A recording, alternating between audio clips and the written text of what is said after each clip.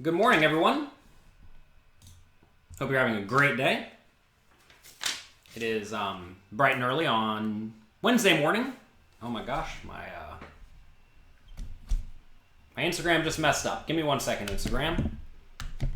We will try to solve this problem. I have a device here that's supposed to hold up my phone, and it did not do it. It says we're having an error. That's not good. Give me just 1 second, everyone. While we're trying to fix this, let's see what the problem is. It looks as if it should be balanced.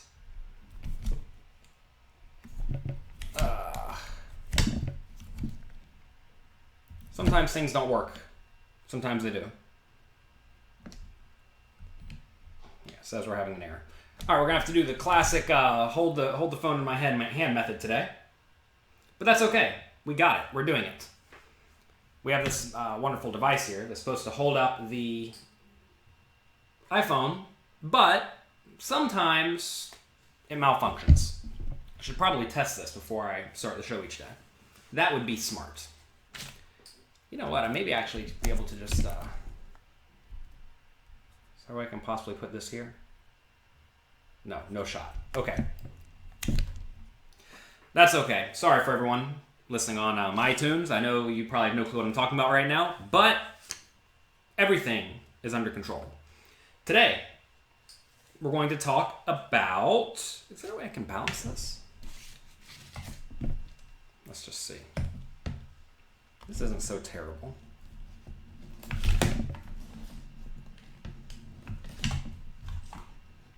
I really don't want to hold the iPhone this 45 minutes. I tried that one time and it was a mess. This is okay. It's a little bit weird, but okay. Today we're going to talk about how to choose which tournament you play. Now, most people play poker for fun.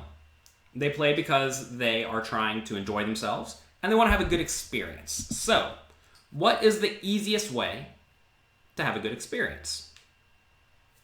That's their goal. Next type of person's goal is, how do I win the most money possible? Or how do I have the highest chance to win the most money possible?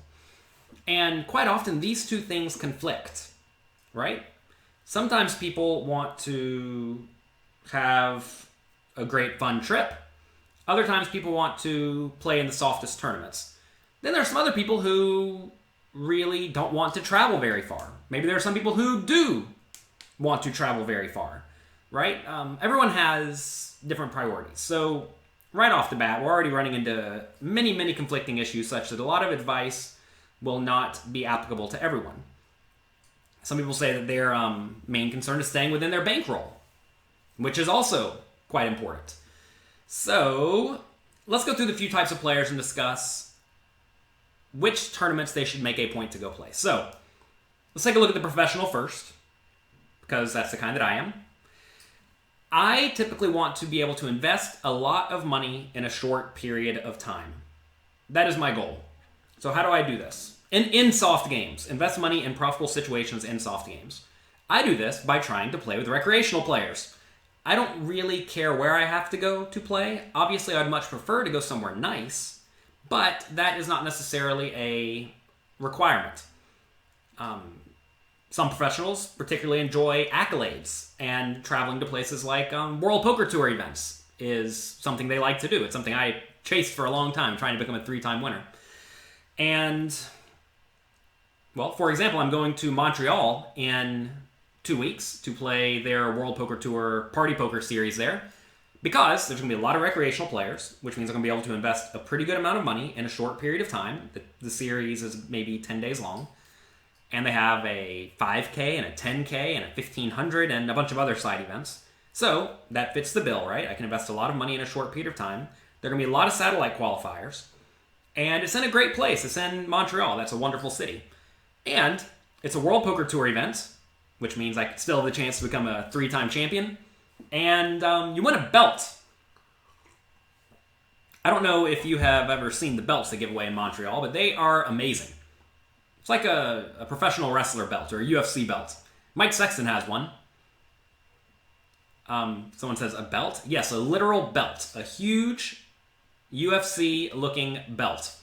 It's sweet. I wish I had one. That's like the only trophy I don't have. I have a lot of trophies up here, but the one I do not have is a belt. So you're obligated to go to Montreal if you want to win a belt. So that's what professionals are looking for. They're looking to be able to invest a large amount of money in a short period of time, and expenses are relevant because that comes out of your profits. Now, I actually had a dilemma in the past where they had, I think it was World Series of Poker Europe at the same time as I think it was a $10,000 tournament at Atlantic City or something like that. And what it amounted to is I could have invested more money at World Series Europe, but it took twice as long, and the expenses were like 5 times as high because it's basically free to go to Borgata if you're on the East Coast in America. So in that scenario, I opted to just stay in America, right? Even though I could invest less money.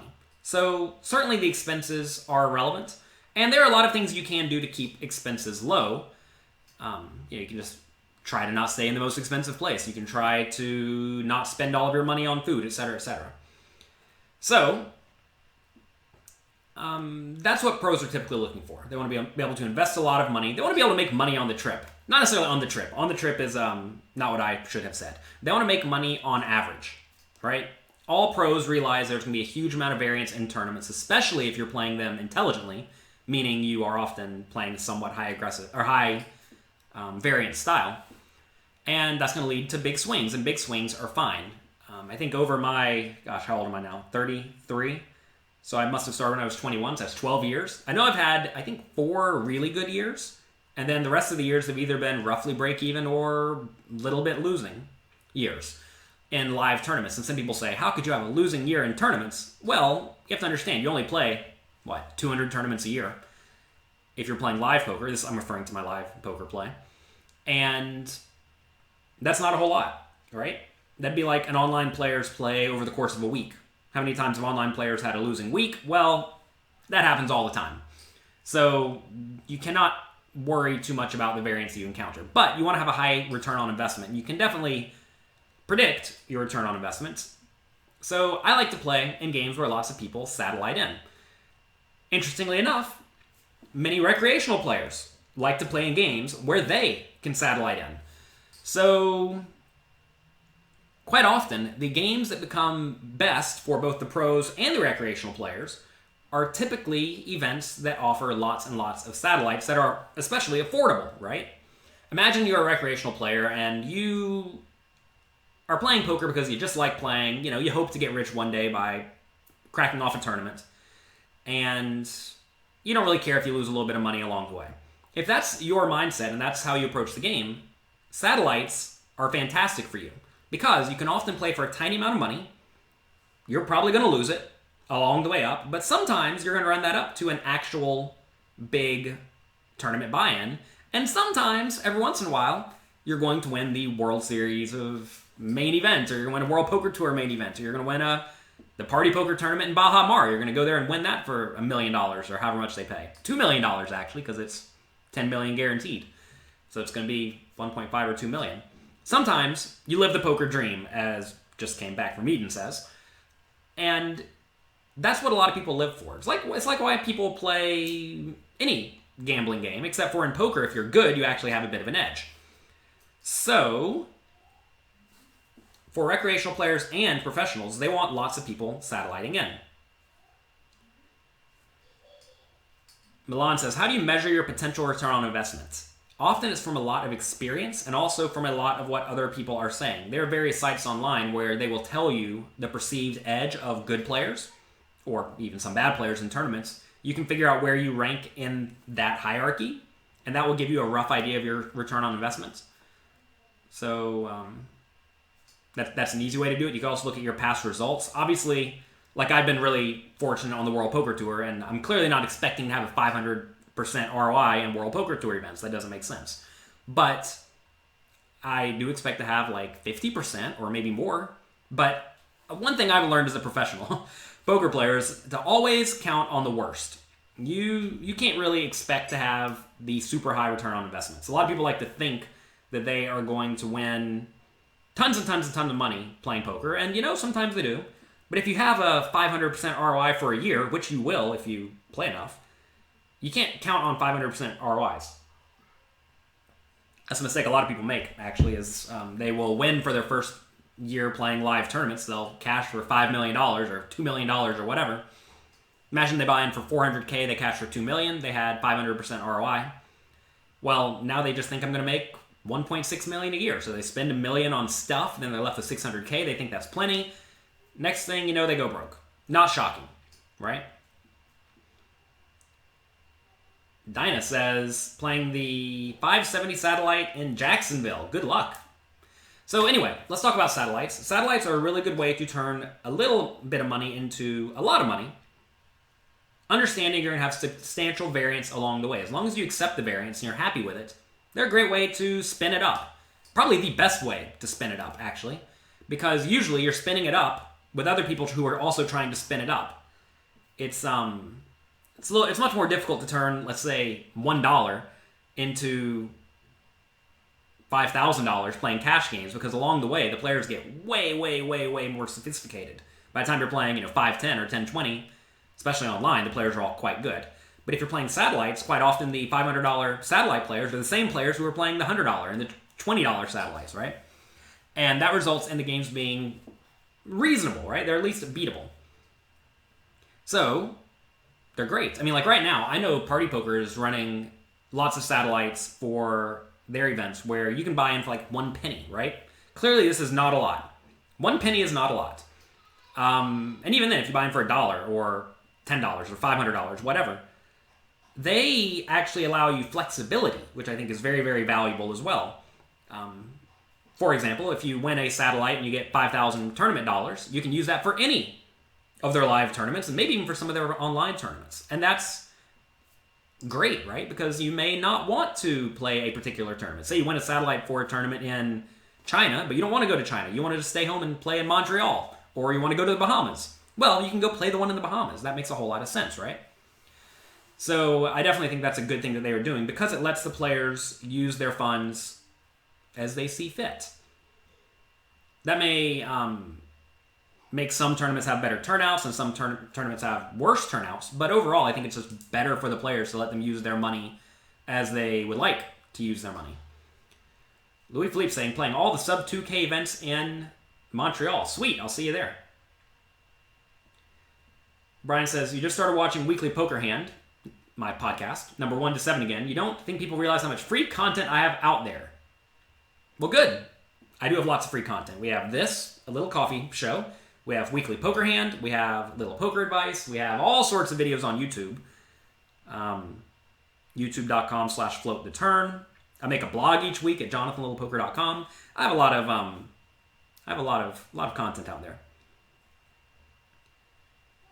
Dean Nelson says, spun it up in Sit and Go Satellites a long time ago. Ended up winning a $10,000 seat. Very nice. I mean, yeah, it happens. Sometimes you get there. So anyway, those events are very good for recreational players because they have the chance to run their money up and do well. So the best events, in my opinion, end up being the ones that are best for the recreational players and the pros, because then everybody's happy. And it turns out that most of the online sites run satellites to their tournaments, and those tournaments end up being some of the better ones. If you look at what's happening in a lot of the American games, in the American tournaments, quite often they're not running a ton of satellites. I mean, not to pick on Foxwoods, but Foxwoods went from having 700-person, $10,000 buy-in tournaments to now, well, the last one they ran had something like 60 people, just 4 or 5 years later. And why did this happen? Well, they stopped satelliting people in. And to be fair, a lot of competition popped up in the area, so that hurt them as well. But a lot of live casinos in America had to drop their buy-ins, which, is not necessarily a bad thing. Actually, probably is a good thing for the recreational players because it lets the recreational players satellite in easier. And if they do just decide to straight buy in for, let's say, $1,500, they don't go broke as often. But that's way worse for the pros because pros cannot profitably travel to play a $1,500 tournament. Because let's say you're going to have even 100% return on investment. That means you're going to make $1,500 on average, minus your expenses, which may be $300 or $400 or $500. So now you're going to make $1,000 on a 5-day trip. That's $200 a day. It's decent money, but it's not like you're crushing it, right? And pros look for high potential upside and the potential ability to crush it. Do I have any tips for mega satellites? Well, once you double up and maybe even triple up, you need to be reasonable. There's actually a chapter in my book, Excelling at No Limit Hold'em by Bernard Lee, where he discusses playing in mega satellites. Jason says, why you always ignore me, bro? I don't even know if that's English. Let's see. Josh says, the problem with satellites is that if you win the satellite, then you have to run hot in the tournament. Well, yeah, that's what you're trying to do, though. You understand you're signing up for a game where you're going to have to run hot for a while. It's okay to have to run hot for a while. And it's what you sign up for. I mean, to win a tournament, you have to run hot, right? It's not like you're just going to sit there and outplay everyone the whole tournament. You're going to have to get all in sometimes, and you're going to have to win your all-ins. We talked about this yesterday with my World Poker Tour Mirage win, where, I won lots of hands, and I won the tournament. Let's see. What constitutes a recreational player versus pro versus amateur, etc.? I use the term recreational player and amateur almost interchangeably, but I don't actually think they're the same thing. A pro essentially means, and to be fair, there are many types of pros. You have like the best players in the world who are good pros, and you have people who are making $20,000 a year who are not such good pros, right? And you have to be careful with these distinctions. In theory, a pro at anything is someone who makes their living from that thing. So if your living is $5,000 a year, then you're a pro poker player. That said, there definitely is a hierarchy among pros. All pros are not equally good.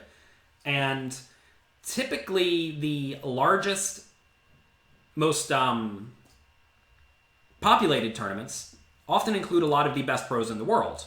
Whereas some of the less populated tournaments, just because they're scheduled rather poorly, maybe there are other tournaments butting into them, maybe there's nothing else really around that tournament, so maybe people aren't going to go there, maybe it's hard to get to a place, so only satellite winners are going. If there are barriers to get the best pros there, they may not attend. Now, you have people who, like David Peters, one of my good friends, who plays literally every big tournament. If there's like a $10,000 tournament or bigger, he is there every single time.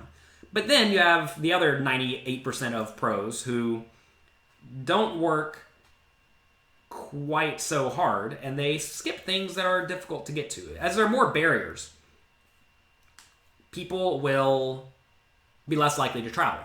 So in theory, quite often the most profitable games are ones where there's main events that has satellite qualifiers, then maybe a few side events, and it's big but not so big.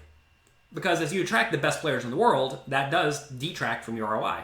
In the ideal world, you are the best player in the field. If you're the best player in the field, well then, clearly it's going to be great. But if you are the 100th best player in the field out of, 5,000, you're still going to win, but you're going to win less. You'd much rather be 1 out of 1,000 quite often. Let's see. Apparently an Aussie Millions winner spun it up from a small satellite. Yeah, good job. Lots of people do. I mean, that's how some people win. Christian says you can only afford to play in bigger tournaments by winning a satellite. It gives you a shot for bigger money once in a while. I think it's important for people, if you are actively trying to grow a bankroll and you're not looking to just get rich quick, do need to understand that you do not have to play tournaments just because they exist.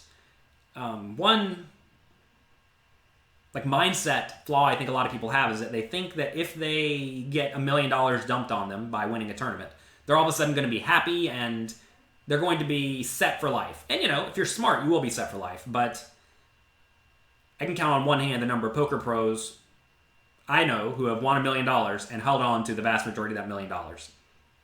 Just doesn't happen that often. Everyone who says you don't answer my questions, listen. We're giving our spiel right now. Question time's in a minute. All right, what else? How do you adjust when short stacked in a live tournament when your opponents will only call your correct jams with premium hands? Find it's easy to steal. Yeah, you should be stealing a lot. And when you do get called, you usually will go broke. Is Alan Kessler a genius? Probably.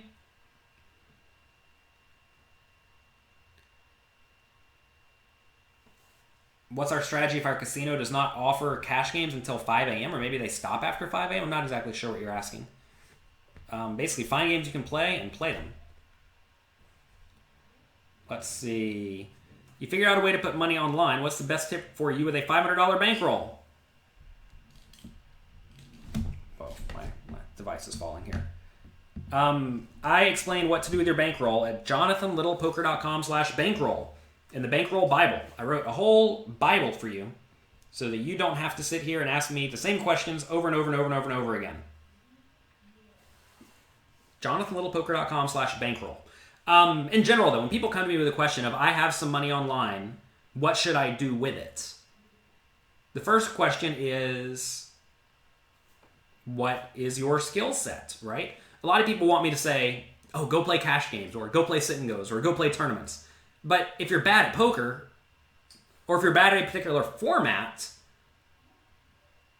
like say you're bad at cash games. Let's just say you have a history of cash games, you're terrible at them, but I think cash games are the best way to go about developing a bankroll. Well, why would you go play cash games if you're just going to lose all of your money immediately because you have no skills at that? So you need to figure out your skill set. It's very important to figure out your skill set and play to your strengths, especially when you're first learning, because you're probably bad at most forms of poker if you're just starting. Like if in your mind, it's difficult to put money on an online poker site, then let's just be real, you're probably not that good at poker because it's not hard to get money in an online site. You just put it in Skrill and send it there and it's easy. Now, obviously, sometimes there are barriers of entry. If you're in any of the various Skype money trading groups, you type, I have US bank dollars and want party poker dollars. Someone will send you that party poker money in about 1 minute. It'll be into your account in 1 minute if you know people, right? And typically as you get better and better at poker, you know more and more people. And these are not, these are not barriers. All right, so you say you're in Ethiopia and you're attempting to go pro. Do I remember from yesterday? My memory is legitimately terrible. All right, so let's say we did get our money into party poker and we're ready to play. What should we do? And you say you went over 20 big blinds average, but the question is at what games, right? I would just generally tell you, figure out what game you're good at and play it. Grind it hard. And realize you don't have to start big, you can start small. I would suggest not trying to do the get-rich-quick method of trying to, double. Keep a lot of buy-ins. That's what I did when I was a kid. I mean, I did a little coffee on this just 2 days ago, so go back and watch that. I discussed how I grinded it up. I took literally no risks, and that's what all of my friends did too. I think a lot of people have it in their minds that the only way to succeed at poker is to get lucky. I had someone the other day send me a message, an angry message, a disgruntled person. I have a blog post about people who are disgruntled. I think it's jonathanlittlepoker.com/disgruntled. I should have sent it to him. It wasn't on my mind at the moment, though. Anyway, essentially, they were saying that we can't be like you and crack off a big tournament right at the beginning of our careers. But this person clearly did not even understand that I didn't even play a tournament for the first 3 years of my career. I played only sit and goes, 9-person tournaments.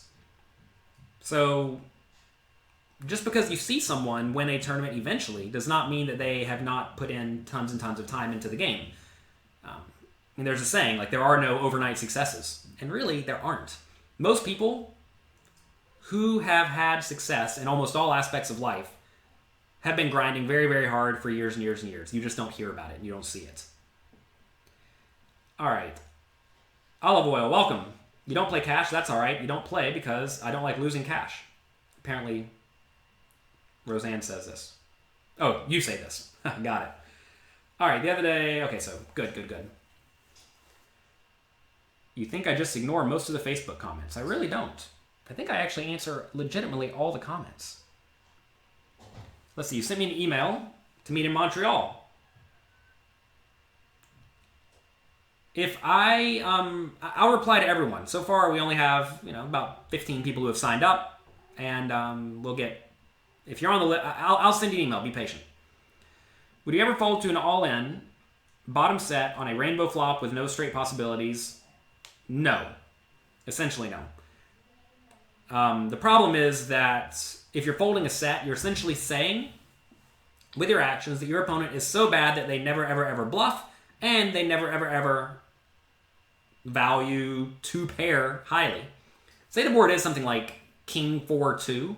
The problem is your opponent could just have the King 4 suited and think it's good. Or they could have Ace King and think it's good. Or they could have aces and think it's good. Or Ace King. So you just can't fold unless your opponent really is just the nittiest of nits. The problem, though, is that the nittiest of nits often overvalue hands like aces. They get aces and they think it's the nuts, and they literally never fold it. So going back to choosing which tournaments to play, we discussed typically you want to play ones that are, assuming you care about expenses, you want to play ones that are close to you, close-ish to you, because that keeps expenses low, right? You don't have to pay a high plane flight. You also want volume. You want to be able to play a lot of tournaments. This is, again, presuming you're trying to win the most money possible, as if you're a pro. You want to look for value. But then something a lot of people don't quite understand is opportunity cost. Meaning, what am I giving up in exchange for playing this tournament? I've run into this issue head first recently since I had my son, Mr. James, where I want to stay home and be with my son. I used to travel, well, before I met my wife, all the time. I didn't go home very often. And then I met my wife. I decided I wanted to stay home at least a week per month, so I started staying home for a week each month. Come here. What do you see? Ugh. Here's Mr. James. He decided to knock on the door just right now. He heard me talking about him. Can you say hi? Look up here. You don't know what to look at. Stand up. Stand up. Can you say hello? Can you say hello? He's so distracted right now. Hi. Hi. Do I wave up here? So anyway, I decided I want to be home with this baby. This is opportunity cost knocking at my door. He literally knocked at the door. And so I decided I wanted to be home with him sometimes. So, how do I be home with him sometimes? Well, I have to stop traveling so much, which means skipping some tournaments, even though they are profitable and will make me money. Are you confused? Like, who are you talking to, Dad? Can you say something? Yeah. James sees the phone way down here. Whoop. Can you look up here? Why? Yeah, why? Why is it way up here? You want to say anything? We have to make a little poker advice at some point soon. Will you do that with me? Will you make a little poker advice with me? Okay, then. Bye. Bye. You know you're going? Okay, bye. Bye. Bye. See you later. Ugh. Okay, go. I'll shut the door. Bye-bye. Okay, bye-bye.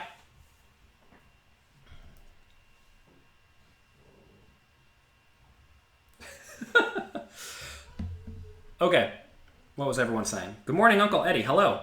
When you say you took no risk, do you mean you played within your bankroll and didn't gamble on draws? That is not called gambling. That's called playing good, fundamentally sound poker. I meant playing well within my bankroll. Is value betting thin on the river with the intention of folding to a raise okay? Sure, it's a fine intention in many games. You should be value betting in games. I think a lot of people don't quite understand that fundamentally sound poker does not mean being nitty.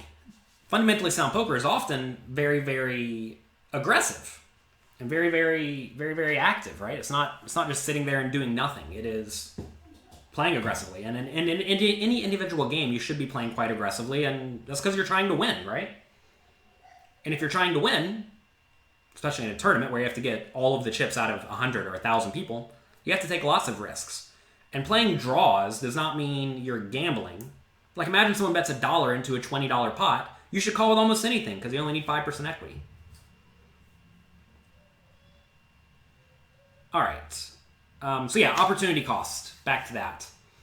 What are you giving up by playing? Well, anytime you play poker, first things first, you're giving up studying poker. Some people think they go hand in hand, and when you play, you are studying. I'm not so sure I buy that. I would typically say that they are different, and they should be approached differently. So first, you need to balance your play time and your study time. And this can be done by having a very strict schedule, or by having sort of a loose schedule, but understand when you're not playing poker, you should be studying. Next, you're giving up relaxation. You may be giving up physical fitness.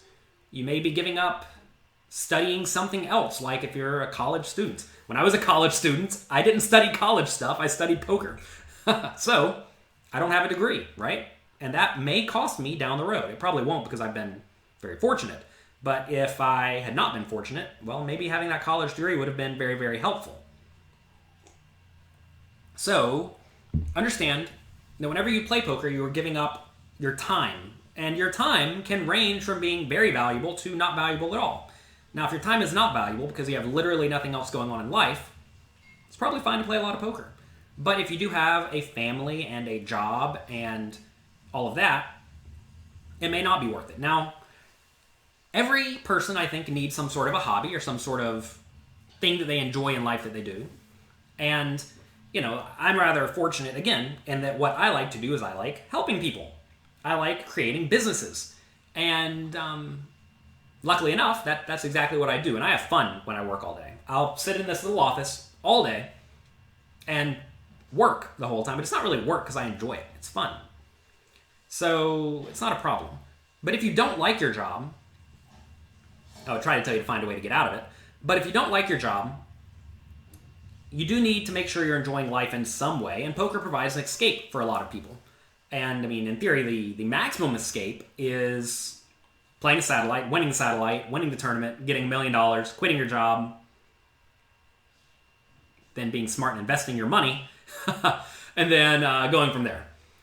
But just be careful with the idea that you are going to play a lot of poker, because I'm not going to say your time is always better spent doing other things, but it's very, very easy to become obsessive with things like poker or video games, right? Video games are probably worse than poker, because with video games, you literally get nothing in return. You just pay. In poker, at least you have the opportunity to win, right?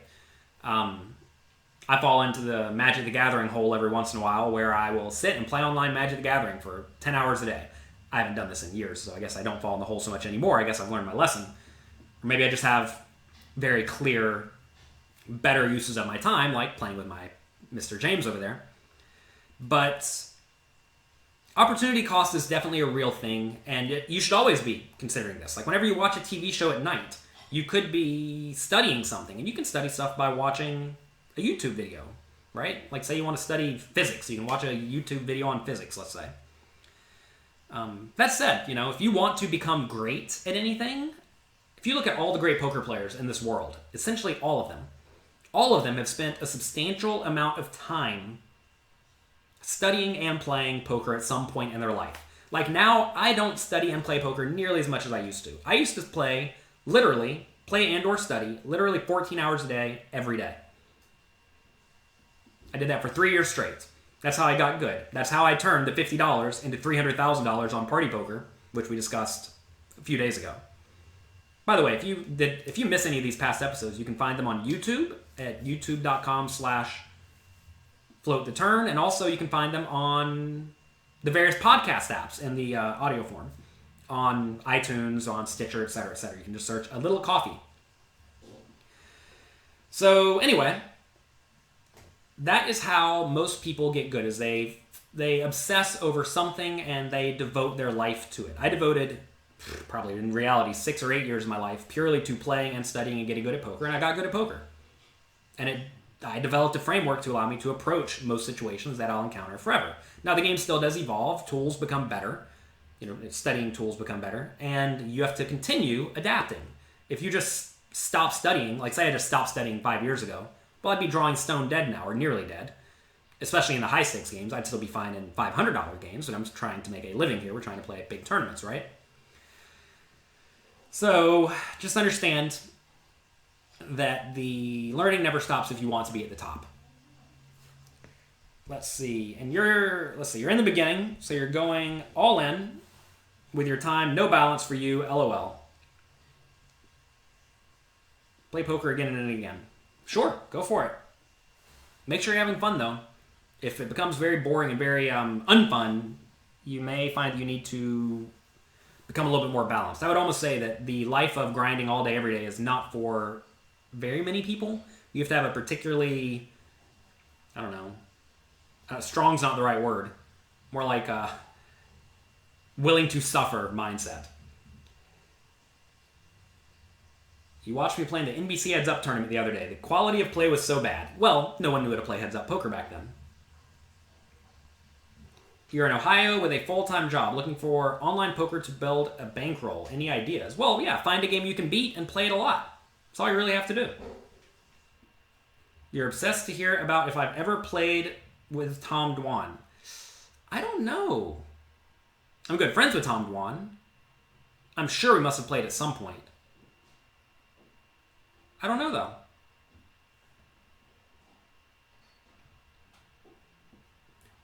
If you've been listening to this, you've heard a few Tom Dwan stories already. I have a photo on Instagram of me with Tom Dwan from 2005, I think, is when we determined. Oh, no, 2000. When was it? 2006, I think we determined it was from. Anyway, yes. Tom does lots of crazy stories. Tom has lots of crazy stories. There was the Shark Tank one where someone jumped into a shark tank. Tom paid most of that money. Luckily, the guy didn't get eaten by the shark. There was one where someone had to run through a little river with sharks in it. That was Peter Jetton. Turns out they were nurse sharks, and we later learned that nurse sharks don't bite people. But then I saw, like last year, a nurse shark it bit someone. So, I don't know. Tom Dwan does lots of crazy prop bets. Or at least did. I don't know. All right. You're one of my students playing in your first WPT event this weekend. Wow, good luck. You're looking for some advice. It's a little bit late for that, honestly. You feel like through your training you have a solid game, but you've never played against the caliber of players you will be playing with. Listen, realize they're all just regular poker players. I would tell you not to obsess too much about these players are better than me. Get all that out of your head. Just go there, play fundamentally sound as I have taught you, and you will be perfectly fine. Just do that. If you studied ahead of time and you know what you're doing, you're going to be fine. Incoof says you love all my books and you're ready for the inner circle soon. Hop in. I'm happy to help. Milan says after you work, you grind for 8 hours. What do I think about Justin Bonomo's unbelievable run? A lot of people think he's an overnight success story, but he's not. We were playing Sit and Goes together back in 2003. Very, very good player. And if you're a very, very good player and you catch a lot of run hot, you're going to run hot. It is worth mentioning, though, that as buy-ins have gotten higher and higher, the all-time money list, in theory, should change over and over and over again because just like if you win the one big tournament of the year, you're going to all of a sudden be at least in contention if you've played for the last 15 years, as basically all those players have done. So essentially, to be at the top of the all-time money list, you need to have done well in a $1 million tournament or a bunch of 300Ks and whatnot.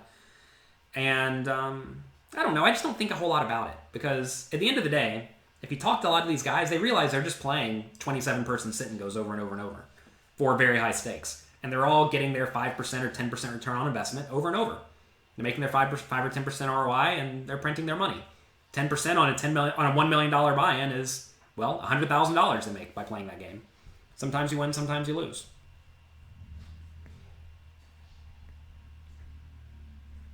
Have I ever played with Daniel Cates? I have not. What did my parents say when I was grinding 14 hours a day? Once they learned how much money I was making, they were fine with it. I was, at this point, playing on party poker, playing $200 sit and goes over and over and over and over again. Usually playing 8 or 16 tables at a time, and I was making about $30,000 a month as a 19-year-old kid. So were they okay with me making $30,000 a month, grinding hard, and enjoying myself? They were. Azar says, 27-person sit and go, LOL. I mean, you have to understand, though. When you do look at these the super high roller tournaments, what are they? Well, they're essentially somewhat turbo-structured, 27-person tournaments. And that's it. If you're a good turbo sit-and-go player, you will succeed in these games. I remember there have been a few televised games where they essentially were playing sit-and-goes, and these happened a lot whenever I was a young kid. I was like 18 or 19. I remember thinking, man, if I could just get in these games, I would crush these guys, because they don't know how to play sit-and-goes. But I was too young then and didn't have enough money. But nowadays, that is what they're playing. The problem, though, is that in sit and goes, you don't have a very high return on investment, and you're playing against all the best players in the world, and there are very few recreational players. So I don't think there's a whole lot of value in most of the very high buy-in tournaments, which is why I've typically avoided them. But whenever good ones come up, I'm more than happy to hop in. Like, for example, if you have a decent bankroll or any access to funds, there's a $25,000 buy-in tournament in Baha Mar in the Bahamas in November. It's going to be insane. It's going to be 10 million guaranteed, and there's a 10 million guaranteed. So they're going to get 2,000 people for that, 4,000 people or 400 people for the 25K, and that's going to be an insane amount of value. I mean, you could have like 50% return on investment in it because Party Poker is satelliting in so many people. I think even like this weekend they're giving away 10 seats to the 25K on Party Poker, which is like insane, right? Where are these people coming from? I don't know, but that is definitely a great way to invest a lot of money in a short period of time with a high return on investment, which is very, very valuable. Okay, well, I think that's going to be it for today. Someone asked me yesterday, talk about your second WPT win. We talked about the first one yesterday. So we'll probably talk about that tomorrow unless something else comes up. I want to thank you all for being here. If you do like this, please click the like or subscribe or share button, whatever you can do. Getting this in front of more people will make it more beneficial for me. Don't hoard me. There's enough of me to go around. Let's see. When you go through stretches, when your heart really isn't in it, do you power through? Do you take a week off to recharge? The older you get, the more urge you get to take breaks. I think that depends a lot on what you have going on in life. If you're a professional poker player, at some point you need to be grinding. You say, tech alert. At this point, only my Twitch chat works. That is true. What happened to YouTube? I don't know what happened to YouTube. Thank you, LPM. LPM, yeah. Looks like YouTube died. Sorry, YouTube. If you're here on YouTube, I apologize. I don't know what's happened. Maybe the whole stream's died. Go figure. Anyway, thanks again for being here. I appreciate it. I'll figure out why YouTube died. Good luck in your games, and I'll be back at 9 a.m. Eastern Time tomorrow.